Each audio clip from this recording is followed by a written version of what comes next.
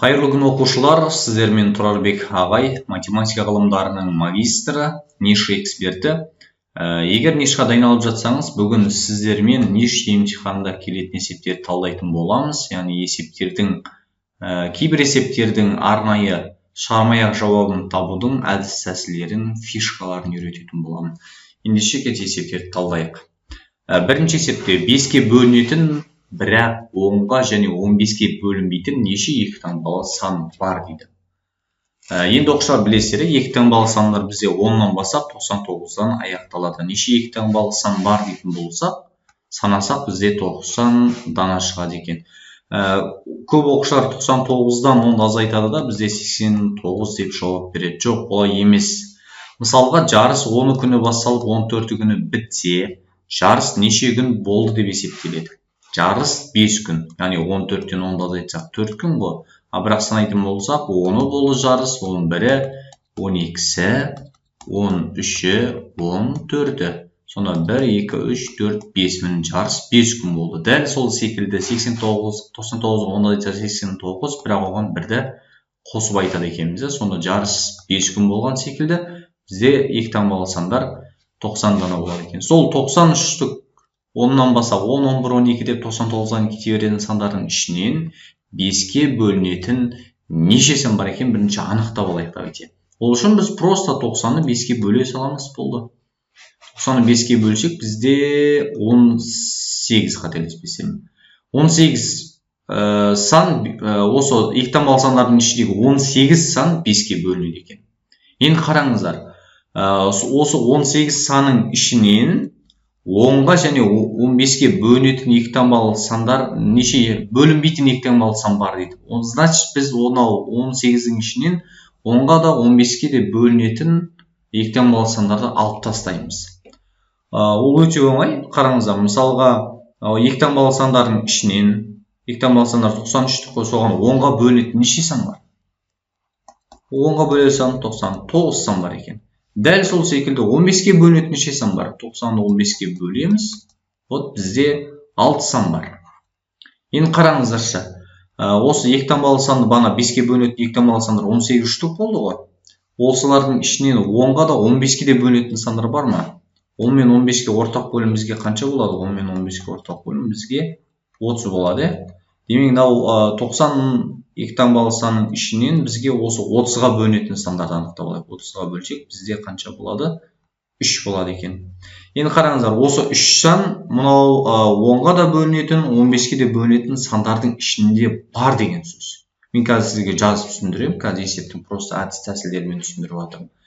Вот біз былай жасаймыз, 18 санның ішінен осы сандарына бөлінетін сандар ғой, 10-ға бөлінетін сандар 9 штук, 15-ке бөлінетін сандар 6 штук. Ал 10 мен 15-ке бөлінетін сандар бізде 3 штук болды. Осыларды 18 деген санның ішіне алып тастау керек. Ол үшін бізге 9-ға 6-ны қосамыз, 15 болады. 15-тен мына 3-ін алып тастаймыз, өйткені бұл 3 екі рет қосылып кетіп жатыр. Сонда 12 штук сан, 5-ке бөлінетін 18 санның ішінен 12 штук сан бізге 10-ға және 15-ке бөлінеді екен. Енді 18-ден 12-ні азайтатын болсақ, демек бізде 6 сан қалады екен. 6 сан 10-ға да 15-ке де бөлінбейтін сан. Жауап С варианты екен. Енді қараңыздар, не үшін 6 сан екен сіздерге дәлелдеп берейік. Қараңыздар, 5-ке бөлінетін сандар 5, 10, 15 деп кете береді ғой, білесіздер, бірақ 5 деген бізге жарамайды, өйткені екі таңбалы сандар 10-нан басталады. Ең соңына кіммен аяқталады? Ең соңғы сан 90 және 95-пен аяқталады екі таңбалы сандар. Енді қараңыздар, осының ішінен осы сандардың бәрі 5-ке бөлінеді. Осы 5-ке бөлінетін сандардың ішінен 10-ға 15-ке бөлінбейтін сандар теріп жазайықшы. Қандай сандар? Ол бізде әрине 25. 10 жарамайды, 15 жарамайды. 20 жарамайды, 10-ға бөлініп кетеді. 25 міне вот екеуіне де бөлінбейді. 30 жарамайды, 35 жарайды. 40 жарамайды, 45 жарамайды, 15-ке бөлініп кетеді. 50 жарамайды, 55 жарайды. 60 жарамайды, 65 жарайды, 70 жарамайды, 75-ке бөлініп кетеді, 80 жарамайды, 85 жарайды, 90 жарамайды, 95 жарайды. Вот мінекей, осы сандар 6 сан, 10-ға да 15-ке де бөлінбейді екен. Жалпы есептің құрылымы түсінікті ғой сіздерге. Так, келесі. Теңдеуді шешіңіз дейді. Мінекей оқушылар, сіздерге мына есепті негізі шығару жолы өте ұзақ бұл есептің ше. Және де күрделі есептердің бірі. Бұны шығармай-ақ арнайы әдіс тәсілдер арқылы оңай фишкасын жауабын тауып алуға болады. Қараңыздар, мына жақта модульден еш уақытта теріс сан шықпайтынын сіздер білулеріңіз керек, модуль бар теңдеуден. Енді қараңыздар, мына жердегі 4 жауаптың біреуі міндетті түрде осы есептің шешімі болады. Енді бізде мысалға А жауабын тексеріп көрейік сіздерге оңай әдіс арқылы. 5 пен сан аралығын білесіздер ғой сіздер, мына жақта 5 деген сан бар, мына жақта -9 деген сан бар. Мына қазір осы аралық болып тұр бізде. 5-тен -9-ға дейін деген. Осы 5 пен -9-ның арасынан бізде бір сан таңдап алайық. Және оңай сан болсын, x орнына қоюға. Давайте бізде 0 деген сан бар ортасында. 0 деген сан алайық. X орнына 0-ді қоямыз, сол кезде теңдіктің екі шеті бір-біріне тең болу керек. Яғни қанағаттандыру керек. Давайте 3-ке 0 көтсе 0, оған 4 қоссам 4, модульден 4 шығады. Мына жақта 2-ке 0 көтсе 0, одан 5 айтсам -5. Міне теңдіктің екі шеті бізде теңеспей қалды. Демек, мынау А варианты бұл есептің шешімі бола алмайды деген сөз. Түсінікті ма? Қай уақытта теңеседі, сол кезде ғана есептің шешімі болады деген сөз. Так, -4,5-тен 1 мен 5-тен 3 деген енді С вариантын тексеріп көрейік. Бұл аралықта да 0 деген сан бар ғой, білесіздер ма? -4,5-тен 1 деген астына үстіне 2 көбейтетін болсақ 5-тен 1-ді. -4,2 деген сан. Мынаны 2 көбейтетін болсақ астына үстінде бұл 0,6 деген сан. Мінекей осы аралықтан ортасында 0 деген сан бар ғой. Мінекей 0-ді қойсақ жаңа орындалма, демек бұл аралықта жарамайды деген сөз. -9 мен 5-тен 1 деген тоже арасында 0 бар, бұл аралық жарамайды деген. Демек бұл есептің шешімі, яғни В варианты. Есептің шешімі мүлдем жоқ екен. Түсінікті ма есеп? Күрделі есептерді осындай әдіс тәсілдер арқылы, жауаптар арқылы шығаруларыңыз керек негізінде. Тесттен жақсы бал жинауларыңыз үшін. Так, келесі мына есеп просто бізде 5-ші кластың арифметикалық амалдар екен, мына жерден мына минустан екен, минустан балы сандар екен, қателесіп қалмайық. Так, 3,7-1 деген бірден айналдырайық, оны аралас санды бұрыс бөлшекке айналдырсақ, 7-шіге көбейтеміз, 1-ді қосам 7-ден 22 көбейтемін. Ана бөлшектің орнына ауыстырсам, біз бөліміміз көбейтуге айналады. Көбейту, мына білесіздер, модульден бізде оң сан шығады секілді 5-тен 4 көбейту 8-ден 5. Енді қараңыздар, мына қатар келген 2 минус сан жақшаны ашылған кезде ол плюс сан болып кетеді. Плюс 3-тен 1. Біз бірінші білеміз, мына көбейту бірінші орындалатын, демек көбейтулердің барлығын бірінші есептеп алайық. Кетсек. Бұл жерде 7 мен 14 қысқарады, маған 2-ден, 22 мен 11 қысқарады, маған 2-ден, 5-тен 5 қысқарады, 4 пен 8 қысқарады, маған 2-ден, осы 2 мен мына 2-ні қысқартуға болады екен. Демек бізде мына жақтан 2 қалды, және қосылған бөлшектің соңында 3-тен 1 2-ін қоссақ 2,3-тен 1 деген шешім болады екен. Бұл бізде А варианты. Так, түсінікті деп ойлаймын есеп сіздерге. Бұндай есептердің барлықтарын шығарылатын шығарсыздар. Так, келесі. Негізі нешем шығарында ең көбінесе осындай мәтіндік есептер кездеседі ғой. Мәтіндік есептер шығарудың әдісі жаңағыдай мәтінді идеально түсіну керек. Мәтінші не сұрап атқанын түсіну керек. Қараңыздар. Бірінші күні 120 килограмм картоп сатылынды, және де бұл барлық картоптың 40%-ын құрады. Яғни бізде жазып қояйық, 40%-ы 120 килограммға тең. Ал екінші күні қалған картоптың 25% сатылды екінші күні. Үшінші күні қалған картоп сатылынды. Үшінші күні неше килограмм картоп сатылынды. Мына оңай есеп екен. Давайте есеп. Негізінен 1-ден 60%-ын тауып шығарып кетуге болады қалғанын деп. Давайте сіздерге есеп толық түсінікті болу үшін қараңыздар. Бірінші күні 120 килограмм картоп сатылған, ол бізде 40%-ы құрап тұр. Бізде қанша килограмм картоп бар екен бірде анықтай салайықшы. Давайте 100%-ын тауып алайық. 100%-ы қаншаға тең? Бұл тура пропорция кіресек әспен шығады. X тең, бізден білеміз. 100%-ды біз кімге 120 килограмм көбейтеміз, және де 40%-ке бөлеміз. Пайызден пайыз қысқарады, 120 мен 40 қысқарады 3, 100-ге 3-ті көбейтсем 300 килограмм бізде картоп бар екен. Енді 300 килограммның бірінші күні 120 килограмм сатылып кетсе, бізде қаншасы қалады? 180 килограмм қалады. Яғни 300-ден 120-ны азайттық. Екінші күні сол 180 килограмм картоп қалды ғой, соның 25% екінші күні сатылған. Ал үшінші күні 75%-ды бірден табуға болады, бірақ сіздерге есеп толық түсінікті болу үшін 25%-ын таба салайық. 25%-ны табу үшін 25%-ға көбейтіп 100%-ға бөлеміз. Пайызбен пайыз сарамыз, 25-тен 100 қысқартамыз 4, 184-ке бөлсек бізде 90, 45. Екінші күні 45 килограмм сатылған. Яғни 180 килограмм бізде қалған картоптың 45 килограмм екінші күні сатылды. Енді үшінші күнге қанша килограмм қалды десе, осы 180-ден 45 азайта саламыз болды. Демек 135 килограмм екен жауабы А варианты. Негізі есепті бана 60%-ын және 75%-ын тапсақ, есептің шешімі бірден табылатын еді. Бірақ сіздерге түсінікті болу үшін толық талдадық есепті. Келесі. Егерде квадраттың ауданы 25 метр квадрат болса, квадраттың периметрін табыңыз.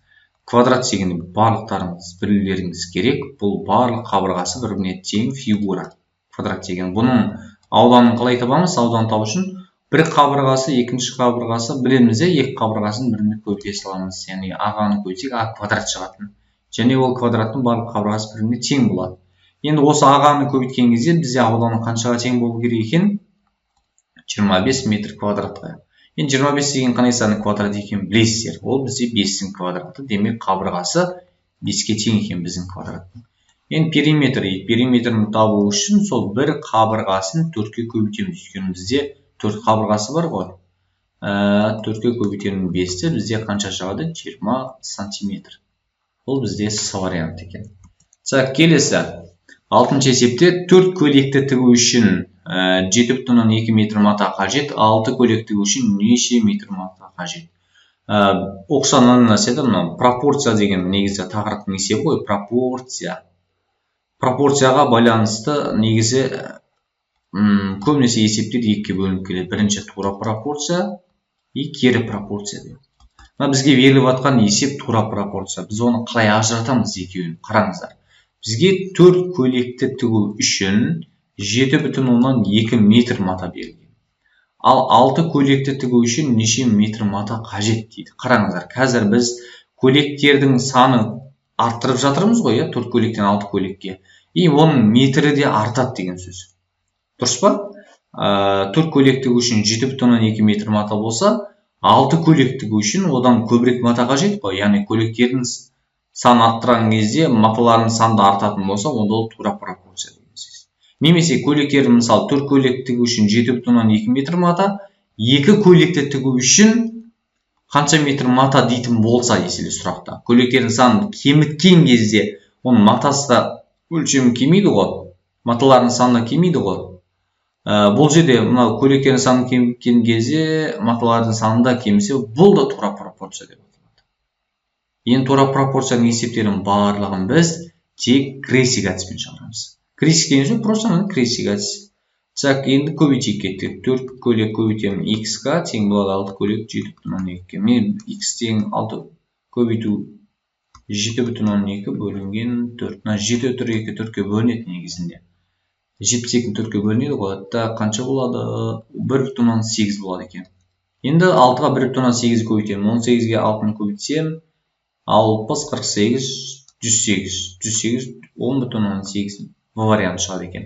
Енді кері пропорцияны айтайын сіздерге. Мысалға қараңыздар.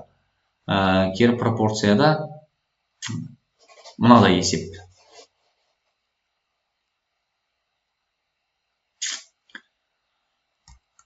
Давайте, мынандай есеп. Мына бір стенаны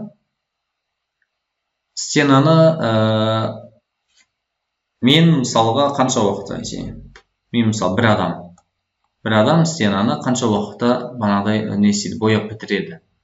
Давайте 30 минутты болайық, 30 минут. Ал маған досым келіп көмектесейін деп жатыр, біз 2 адам болдық. Осы стенаны біз қанша минутта банадай бояп бітіреміз. Адамдардың саны артылды, ал уақыт не істейді? Уақыты кемейді оны. Не үшін? Өйткені адамдардың саны көбейіп жатыр ғой, жұмыс істейтін адам көбейген кезде, ол жұмысты тез бітіреміз бояп. Ол үшін уақыты кемейді. Мінекей бұл кері пропорция деп аталады. Кері пропорцияның есебі жанына қарап көбейтіледі, жанына қарап. Яғни 1-ді 30-ға көбейтеміз 30, тең болады 2x көбейтсек, 2x. Осы жерден x табатын болса, 30-ды 2-ге бөлеміз 15 минут. Демек біз 15 минутта бітіреді екенбіз, если 2 адам болатын болса. Бұл түсінікті ғой, пропорция осылай 2 тәсілмен келеді екен көбінесе тестте. Так, келесі 7-ші есепте осы аралықта жатқан барлық бүтін сандардың қосындысын анықтаңыз дейді. Мынау аралықты жаңа айттық, сіздер білесіздер. Бұл бізде 2,3 және 7,1 деген аралық. Бүтін сандар дегеніміз білесіздер ме? Бүтін сандар дегеніміз жаңағыдай 1, 2, 3, 4, 5 деген натурал сандар, соған натурал сандар керіс сандар. Қарама-қарсы сандар жатады. -1, -2, -3, -4 деген. Және 0 деген санда бүтін санға кіреді екен. Мінекей -2,3 пен 7,1-дің арасындағы бүтін сандар. Мына жерде бізде білесіздер, мына жерде 7 деген сандар. -2,13-дің алдында бізде -2 деген сандар. Осы сандардың барлығын қосындысын тауып керек. -2, мына жерде -1, потом мына жерде 0, 1, 2, 3 кетеді 7-ге. Оны бұлай ең тиімді әдісін -2-ден 2-ге дейін сандардың қосындысы, қараңыздар, -2-ден қарама-қарсыдан 2-ге қарама-қарсыдан ғой, ол қосындысы всегда 0 болады ғой. Сонда бізде кім қалып кетті мына жерде? 2-ден 3, 4, 5, 6, 7 қалып кетті. Осы сандардың қосындысын тапсақ болды. Мына екеуін қоссақ 10, мына екеуін қоссақ 10, мынаны қоссақ осымен 25 болады екен. Бұл бізде С варианты. Так, келесі 8-ші есепте өрнектің коэффициентін табыңыз. Коэффициент дегенімізде мүлдем әріптерге қарамайсыздар. Мүлдем әріптерге қарамайсыз. Коэффициент деген тек қана сандар ғана. Енді қараңыздар. Мына жерде минус сан, мына минус сан екеуі көбейткен кезде плюс сан болып кетеді. Демек, барлық плюс сан деген сөз. Мен жазып шығайын. 6-тан 1 көбейту 2-ден 3, көбейту 2, көбейту 4-ден 1. Мына қысқартамыз. Мына екеуі қысқарады 2 болады, мына екеуі қысқарады. Басқа қысқаратындар жоқ екен. Бөлшектің алымы 1, бөлімі 2, 4 көбейтсек 8. Так, 8-ден 1 деген. Енді 1-ді 8-ге бөлсек, бізде қаншаша 0,125 деген. Бөліп көріңіздер, 1-ді 8-ге бөлсек 0,125. Так, келесі. Фирма демеушілік көмек көрсетті дейді. 210 тоңатқыштың 30% ауруханаға, қалғандарының 7-тен 3 бөлігін балабақшаға, қалғандарын балалар үйіне жіберді. Балалар үйіне неше тоңатқыш жіберді. Мұнда жаңағыдай табуға болады. 1-ден 70%-ін, одан кейін қалған бөліктің 7-тен 4 бөлігін деп 1-ден алуға. Давайте сіздерге толық түсінікті болу үшін мәтіндік есепті талдаудың әдісі мәтінді идеально түсіну керек. Бізде 210 тоңатқыш бар. Оның 30%-ы ауруханаға, яғни 30%-ын ауруханаға жіберді. 30-ға көбейтіп 100-ге бөлейік давайте. Так, 0 мен 0 қысқарады, 0, 21-ге 3 көбейтсем 63. Демек 63-ін ауруханаға жіберген. Енді бізде 210-нан 63-ті азайтып тастайтын болсақ, бізде қанша қалады? 150, 147 ма? Да, 147 қалды. Осы 147-нің қалғандарының 7-тен 3 бөлігін балабақшаға деген. 147-нің 7-тен 3 бөлігін табу үшін екеуін көбейте саламыз. Яғни қысқарады, 21 болады. Да, 21-ге 3 көбейтсем 63.